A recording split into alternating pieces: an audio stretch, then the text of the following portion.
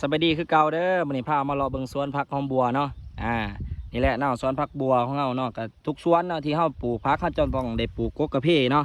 นี่ก็คือต้นกระเพของเฮาที่เฮาปลูกนี่แหละเป็นแถวนี่เบี้ยกระเพแม่นเบิดแหละนี่ผักหอมบัวเนาะที่ว่าแล้วเฮาเสียแล้วเฮาจะบ่ได้ให้หญ้าเฮาอ่าแป้นปะเนาะเฮาจะต้องได้ซักผักซักหยังลงไปนี่เห็นบ่แม่นเบิดนี่ผักบัวนี่เดินกว้างๆนี่เห็นบ่นี่เด้อสวนผักเอาเด้อ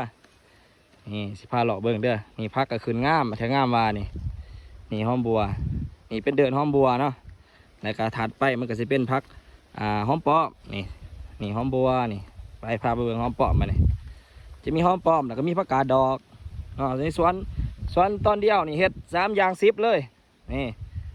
มาเบิ่งพักหอมป้อมนี่เด้อนี่เห็นว่าตอนมันขึ้นแล้วนี่มันขึ้นเบิดทุกต้นเลยตอนนี้เนาะตอนนี้ที่ว่ามันขึ้นเบิดทุกต้นทุกไร่นี่เห็นบอกงามๆนี่เขียวๆเห็นบอกลำต้นเห็นบ่ลำต้นเด้อนี่เด้อดินก็ดินดำน้ำส้มเด้อพี่น้องเด้อนี่เห็นบอกดินดำนี่ดินงามเห็นบ่นี่เขียวงามเลยครับมาเห็นบ่นี่แหละบ้านเฮาเนาะทางไงทางดงเฮาพักเฮาจะได้ส่งขึ้นสวรรค์เวียงจันทร์ถ้าแขกเนาะถ้าพักอยู่สวรรค์เวียงจันทร์ราคาละโลละแสนนี่แม่ทางนี้จะโบโลละ50เนาะ50 60หมดแหละทางอย่างทางหน้าเขากะเบิ้งเนาะบางคนกะสนใจเนี่ยพักหอมป้อมก็ทักเขามาได้อยากเอาไปลองปลูกเบิ้งว่ามันสิได้บ่ก็ได้เนาะทางเฮานี่เนี่ยพักของเฮานี่บอกเลยว่าโอเคเนาะออกดีนี่เห็นบอกพักหอมป้อมคืนงามเลยตัวนั้นดอนตัวนี้มันพักหอมป้อมที่มันขืนแล้วเด้อนี่สิได้ลกเลยนี่